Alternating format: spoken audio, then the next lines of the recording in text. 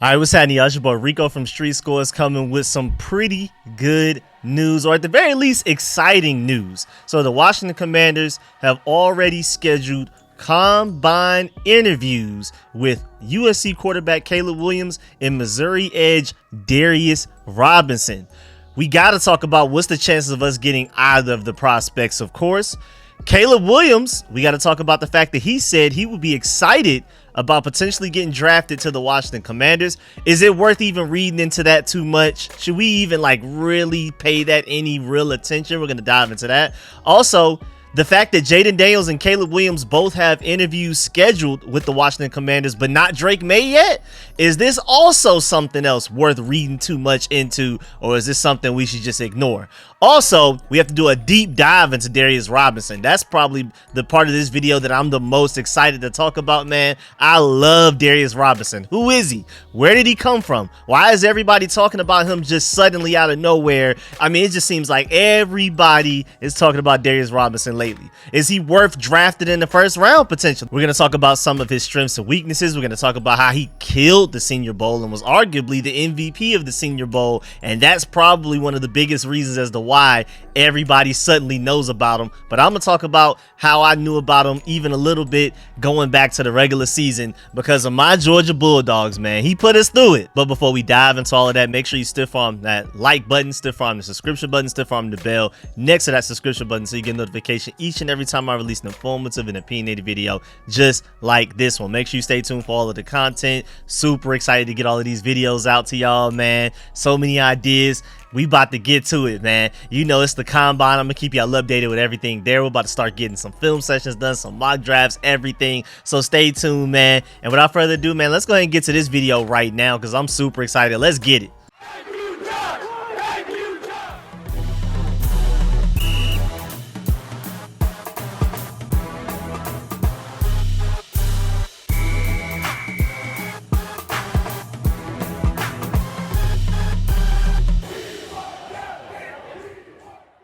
All right, so Ian Rappaport tweeted / reported USC quarterback Caleb Williams is the potential top overall pick in this upcoming draft, arrives today at the NFL Scouting Combine and is expected to meet with the Bears, the Commanders, Patriots, Raiders, Falcons, Jets, Giants, and the Vikings.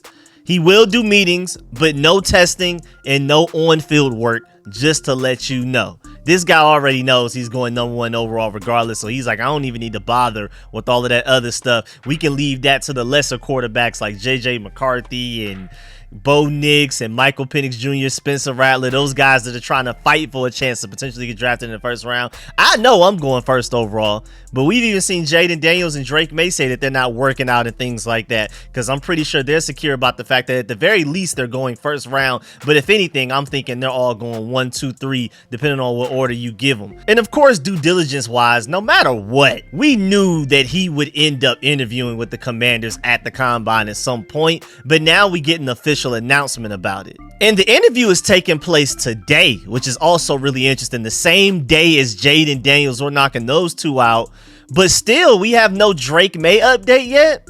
I mean, there's no reason in my opinion to really read in too much into that until we actually finish the entire combine by next week and we never interviewed it or something like that, or we just never heard about it, because I'm pretty sure it's scheduled. I'm just assuming that we're scheduled to meet with all of these quarterbacks at some point throughout this week at the combine, but they just simply haven't announced the Drake May one yet. It hasn't been made public yet, but I'm assuming we're going to end up doing that one. And then also my last point with the situation with Caleb Williams, as far as him, who he's meeting with and things like that, most importantly us, of course, but I know there's doing your due diligence, I understand, but teams like the Vikings and Raiders interviewing Caleb Williams is crazy. There's no way he makes it that far.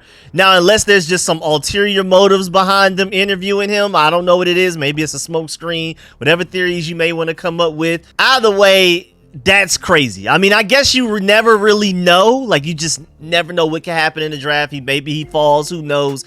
But man, the Vikings and the Raiders interviewing him that far down in the draft, I don't know, man. I'm not gonna lie. But moving on, Caleb Williams spoke on the potential of getting drafted by the Commanders versus the Bears, and of course he kept it very political, so it's nothing to really take from it. But here's the quote, just in case you want it. Maybe some of y'all can do like a deep dive into this and maybe get something from it that I didn't, but I feel like this isn't really newsworthy. But just in case, Caleb Williams talked about the potential of being drafted by the Washington Commanders at number 2 overall. And he said, quote, "It'd be really cool because it's so familiar. There's a time and a place for everything," unquote. I mean, like, how as Commanders fans can we even really get excited about that specifically? And then also on top of that, man, when he talked about the Bears, he said, if I get drafted by the Bears, I'll be excited. I mean, he just kept using the word excited no matter what. If they trade the pick and I get drafted by someone else, I'm just as excited. So he's just keeping it super political. He's playing it the right way. If I were his agent, I would be very happy with those answers, not leaning either way. Because say, for example, this guy talks up how excited he is to get drafted by the Bears, talks up the Bears, just assuming that he's going number 1 overall. Then he doesn't go to the Bears, and then say we end up getting him number 2 overall as the Commanders. People are gonna keep bringing it up. It's gonna be bad PR talking about, oh man, he clearly wanted to go to the Bears, but the Bears didn't want him, and then now he's on the Commanders, but he doesn't really actually want to be the quarterback for the Commanders. People are gonna dive into it too much. People are gonna read into it too much. It's just gonna be a thing forever. And say he doesn't end up balling out immediately as a rookie, like he struggles week 1 or something like that, and then it's all gonna go back to, well, maybe he's struggling because he didn't want to go. It'd just be so much stupidity. I don't even feel like diving into that. And then vice versa. Say he hypes up the Commanders, but then the Bears end up taking him number 1. People are going to consistently bring up all of those different reports about how he didn't actually want to go to the Bears in the first place, the Colin Cowherd reports and everything like that. So it's just best to just leave things as political and surface as possible. Talk highly about everybody and everything, every team, every possibility, because it's not worth it to give anybody a free quote for them to run and do a news article on, a YouTube video on, and things like that. Good job, Caleb Williams. I salute you. That's my main point about all of that. Also, we're not even going to sit here and waste our time talking about why the Commanders should want Caleb Williams and should get him. Like, I'm not about to do Pro Football Focus grades and stats and things in this video, because I feel like that should be obvious enough to where we can skip it for this video. Now, there is a debate to be had whether he's worth trading up for. As far as the Commanders go, should we trade up to number 1 to get him? That's a debate. But if we're talking about just us sitting at number 2 overall, which is most likely, I don't think there's enough of a debate there for us to dive into that situation in this video if he were to make it to his number 2 overall. But I do plan on doing like a full deep dive into Caleb Williams, like his strengths, weaknesses, stats, advanced stats, all of that type of stuff, like I've already done for Jayden Daniels and Drake May, but that will be a little bit later. So this video wise, we're going to go ahead and move on to my guy, Darius Robinson. But hold up, but before we get to my guy Darius Robinson, I almost forgot, man. It seems like the Falcons trading for Justin Fields almost, I wouldn't say a lock, but it's looking very likely. Like, there's a report right now, the Falcons are now heavy favorites to acquire Bears quarterback Justin Fields at negative 250 odds according to DK Sportsbook. They had odds as low as plus 600 2 weeks ago, but have gained in serious steam in recent days as a potential landing spot. Now, whether or not these betting odds even matter, because they had Ben Johnson as our favorite by far, not even like a neck-to-neck favorite, like a big gap to whoever was in second place for a long time the whole way through the process, and then we ended up not getting Ben Johnson for one reason or another, and now that whole relationship, that bridge is burnt and all of that type of stuff, that just ended up not happening. And all of these sports books were saying that it would happen, and it was pretty much a lock, and go ahead and put your life savings on it, put your whole mortgage on the fact that the Ben Johnson to the Commanders thing was gonna happen, and then it didn't. So whether or not we should read into these sports books, I mean, that's a whole nother discussion. Don't put too much stock into it. But it is interesting, though, because my boy Josh Taylor over there, make sure you follow him on Twitter, follow him on YouTube, everything, man. Support his videos. Great follow. He brought up the fact that betting sites are starting to pull the betting odds off of their sites, like multiple, not even just one, but multiple betting sites are basically retracting their previous estimations and betting odds for Justin Fields, potentially where he would go. Basically, everybody's starting to move the momentum towards Justin Fields going from the Bears to the Falcons. And I mean, when there's smoke, there's usually fire. Not every time. It's always take things with a grain of salt. Think for yourself. But where there's smoke, there's usually fire. And for everybody and their mama, for this to be gaining momentum, no matter where you look, it's really interesting. And the reason I bring that up is because it sounds like Caleb Williams going number 1 overall. again, wouldn't necessarily say it's a lock. I'm a statistics guy, so nothing's ever 100%. The closest I'll get to is 99, and even this, I'm not exactly sure if like Justin Fields to the Falcons specifically is 99%, but Caleb Williams going number 1 overall to the Bears sounds as close to 100% as you can get, like 99.99% in my personal opinion. We'll see what happens though, because again, the whole Ben Johnson situation is to the point where it's like, I don't even know what to believe. Just like Caleb Downs going to Georgia.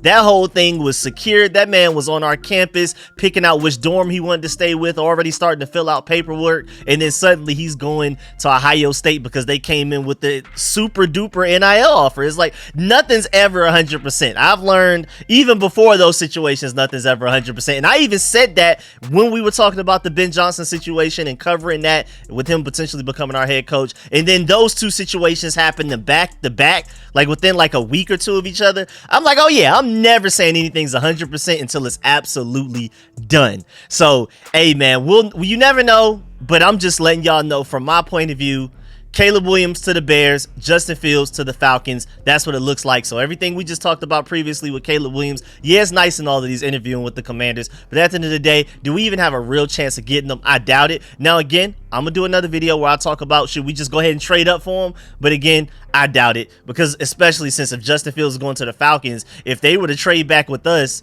I mean, maybe they prefer Jayden Daniels or Drake May, but I don't think you trade back out of that number 1 overall pick and you end up keeping Justin Fields. You're taking Caleb Williams regardless. So it's really no point of even talking about that one from that point of view. Maybe we'll discuss it in another video, but not right now, especially. Now on to my boy Darius Robinson, who I'm super excited to talk about. Missouri Edge Darius Robinson has a formal meeting scheduled with the Washington Commanders on Thursday, as in tomorrow, February 29th. I'm super excited, man. That is my guy over there. And just to do an entire backstory as to how I know about him and why I feel like I was one of the people that was on him probably the soonest. Because I don't know if y'all know this, but I typically find really good draft prospects, especially like the sleepers, from several different areas. One, I'm heavy into high school recruiting, especially for my Georgia Bulldogs. And I try my best to even keep up with like some of my favorite recruits, even if they don't end up going to UGA. And then when they end up balling out for other teams, they're already on my radar. I've been checking on them. I've been looking, okay, I've been keeping tabs on you and you're doing exactly what I thought you would do. I just wish you were doing it for Georgia. So that's one way how I'm usually on to certain people. Or number 2, and this is the Darius Robinson section, because I'm not gonna lie, I wasn't up on Darius Robinson coming out of high school. I wasn't that early. But from watching my Bulldogs games, of course I'm gonna have my Bulldog sleepers, but also from our opponents. Especially in Darius Robinson's case, this case especially, some people flash against my Georgia Bulldogs. And I'm like, yo, who is that? What is going on right now? We have all of these 5 stars and 4 stars, and we don't have nothing for this guy. Who is that guy? So ever since he did what he did against my Georgia Bulldogs, I've been on him. That man had a quarterback hurry, a quarterback hit, and a sack against my Georgia Bulldogs when we played Missouri. And I don't think y'all exactly understand how impressive that is, because my Bulldogs were 7th in college football last year in sacks allowed. Out of all the college football, allowing less than a sack per game. Like, we went more games without sacks than we went games with it multiple, like 2 or more. And he got one against us. And what's even more impressive about that is that he's more so, especially as a draft prospect going to the NFL, he's more so known as like a really good edge setter, run defender with pass rush upside. But he was giving my Georgia Bulldogs the business when it came to pass rushing. So that's why I was like, yo, nah. I was watching the game literally like, who is this guy right here? Why is he giving us so much trouble? I feel like we have arguably the best offensive line in college, even though I don't know why they keep giving the award to these other offensive lines. I guess they're just like, hey, man, we can't give all of the awards to one school or whatever. But I felt like we had one of the best offensive lines in football last year, arguably the best. And he was giving us the business like we weren't. Like we were just some regular average offensive line. He was making us look silly. He was making potentially future first round picks look stupid out there. And that game was like early November. I believe it was like November 4th to be exact, I think. But either way, I've been on him since then. And now, for some reason, one of the drafts, I thought was best kept secrets is now just completely out. Him being any type of secret is done, especially ever since the Senior Bowl, man. Everybody's talking about him right now. His draft stock has skyrocketed since the Senior Bowl, especially. But I also think that there was just some time that not everybody gets a chance to watch Missouri games unless you're a Missouri fan, or if you're like a Georgia Bulldog fan like me, or a fan of any other SEC team. You know, maybe you watched your team, or maybe you paid attention a little bit to the other team and things like that, but a lot of y'all aren't fans of SEC teams, so y'all just never would have taken the time to watch Missouri versus anybody. And so now going back to watch film, you're looking at big boards and like, who are the top edge rushers? You're like, who is this Darius Robinson guy? I can see why a lot of people now, as they've gone back and watched tape, because you may not have watched them live at all, but now that you're going back and watching tape, you're like, who is this guy flashing?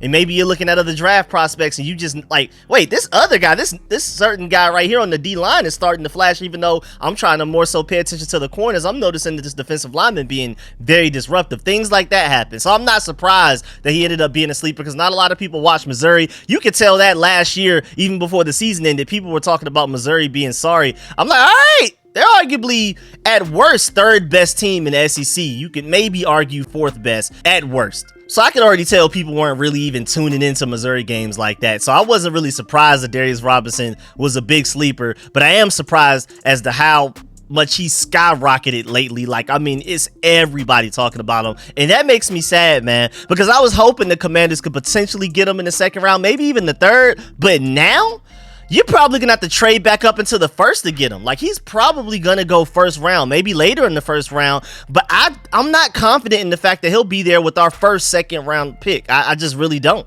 Like, if we really want him, we would probably have to take one of our seconds and then add another pick, maybe like a third, or maybe even the other second, just to trade back up into the first to get him. Just like we did with Montez Sweat with the Colts, where we took two of our seconds and then traded up into the late first to get him.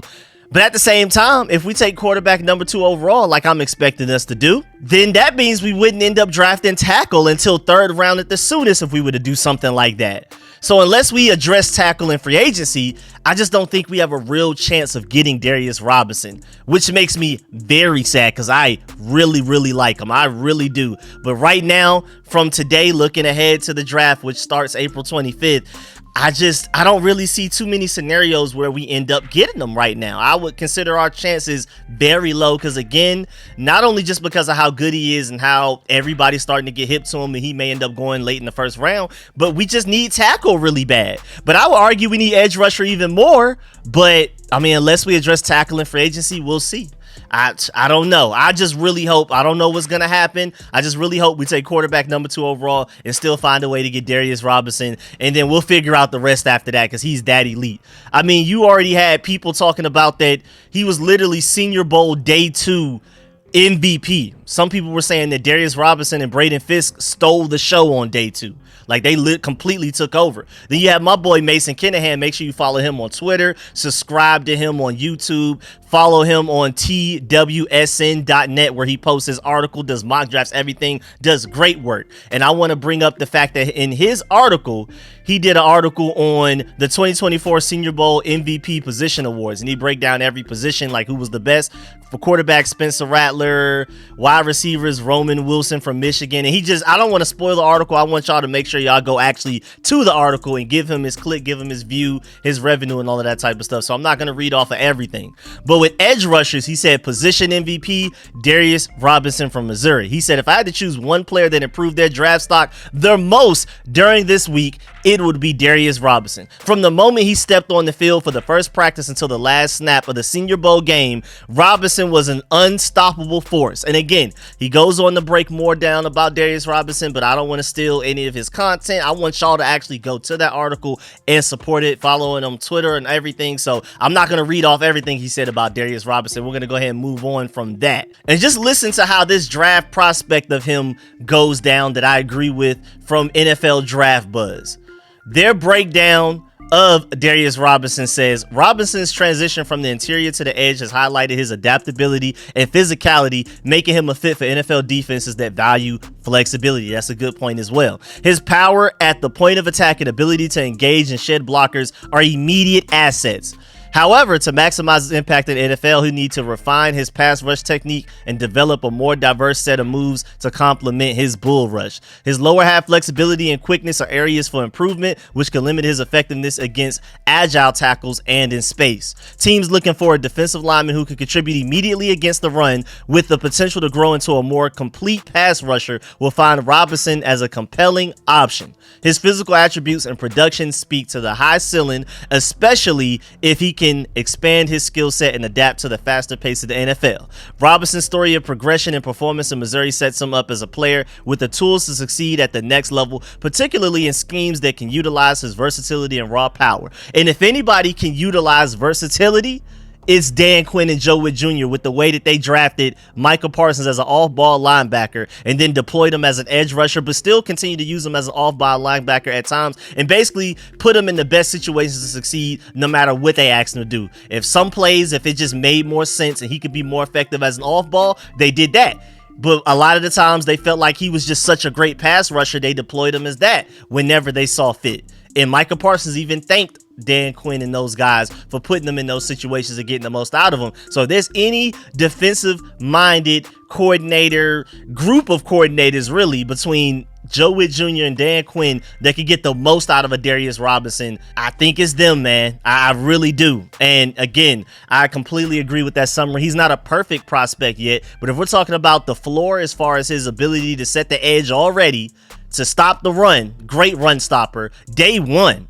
But then also his ceiling as a pass rusher, once he starts to learn more technique and get a little bit more nuanced, I'm telling you. And then think about this coaching staff, man. We brought over Daryl Tapp to be our defensive lines coach. And then we have Ryan Kerrigan specifically as our pass rush specialist. That's all he does. He's outside linebackers coach, pass rush specialist. That's literally what he focuses on. Now imagine Ryan Kerrigan. He was never like the greatest athlete, but he was a technician. He was the guy that knew a lot of the nuances. And just imagine he gets a ball of clay like this with this much athletic potential, this much just natural talent, and you put him in the school of Ryan Kerrigan's pass rush, how elite he could be, man. So I could see a scenario where we potentially pull the same thing we did with Montez Sweat, take 2 seconds and trade up into the late first for a guy like Darius Robinson. And it's actually really interesting too, because now looking back, we may end up using that pick that we got in return for giving the Bears Montez Sweat to get our next pass rusher to do the same thing that we did like Montez Sweat, taking 2 seconds and trading up to the first to get the next guy. That's actually really interesting if that ends up happening. But y'all know, man, I'm putting my name next to Darius Robinson. I believe he's going to end up being a great player at the NFL level. It may not necessarily be for the Commanders, but no matter who ends up getting him, I believe he's going to be great. I just really hope it's going to be with us from both sides. I feel like from Darius Robinson's point of view, again, what Dan Quinn and Joe Witt Jr. have done with talent for the Dallas Cowboys the past year, even if I'm Darius Robinson, I'm like, yeah, I want to go there. With Ryan Kerrigan as my pass rush specialist specifically, like I want to go to the Commanders. And then, of course, as a Commanders fan, I'm looking like, man, if we add him to this D-line next to Jonathan Allen and Daron Payne and potentially whoever we end up getting in free agency, I'm telling you, man, it's up from there. Diddly pass rush. And then that would allow Dan Quinn and Joe Witt Jr. to be as aggressive in the secondary as they want to be. Because the reason their defense led the NFL in takeaways over the past 3 years, out of all NFL teams, might I add, I just want to keep emphasizing that, they were the best takeaway defense over the past 3 years under Dan Quinn and Joe Witt Jr. Now we have them for the Commanders. The formula behind that was their cornerbacks could be extremely aggressive and go after the ball rather than being extra soft playing back. They're literally the exact opposite of the Ron Rivera and Jack Del Rio defense that we've been seeing from our secondary the past few years.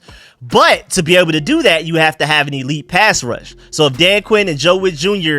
want to be able to deploy the same defense that they were doing for the Cowboys, at least something similar, to get the most out of a guy like Emmanuel Forbes, to allow him to do what he did best in college, which was force turnovers, you're going to need a pass rush, and I think Darius Robinson has the type of ceiling and potential that these guys can bring out to turn him into an elite pass rusher at the NFL level and just an overall elite edge rusher. Because again, don't forget the fact that he's coming out of the draft day one as a really good edge setter, run stopper as well. So this is a guy you can play immediately day one, and he's only going to get better and better with time, and especially with the development and coaching staff that we put together this offseason. I'm excited. I don't know what it's going to take for us to get him. A trade up, a miracle, I don't care. Just please find a way, Commanders. Find a way. Get your quarterback number 2 overall and find a way to get Darius Robinson as well. I don't know how you're going to do it, but please do, man. But yeah, man, that's the end of this video. Please get in the comment section. Let me know how you feel about everything discussed in this video. Please stiff arm that like button, stiff arm the subscription button, stiff arm the bell next to that subscription button so you get notification each and every time I release an informative and opinionated video just like this one. Make sure you stay tuned for all of the content. Again, so many video ideas I'm working on. I can't wait to get it to y'all. Just be patient with me. I got y'all covered. Everything combine, who we're interviewing. Of course, when the combine actually starts to take place and we start to see guys running there 40 times and things like that, I'm gonna keep y'all updated on some potential targets that the Commanders may look into who are having great combine performances. Of course, I'm gonna be rooting for my Georgia Bulldogs to go out there and kill every drill, every player, but I'm also gonna be watching in the lens of, all right, the Commanders need these positions, so let's look at these. And not even just these positions, I'm gonna have the lens in my head. Now, of course, I don't have the exact criteria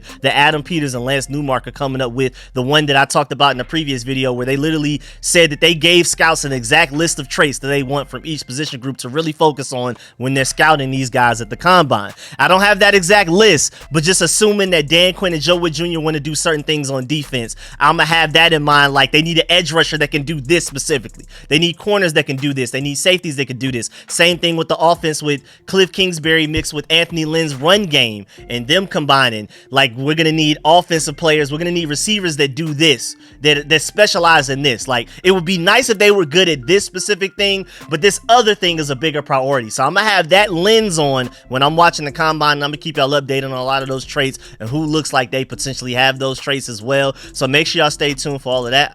I appreciate y'all. Catch y'all later. I'm out.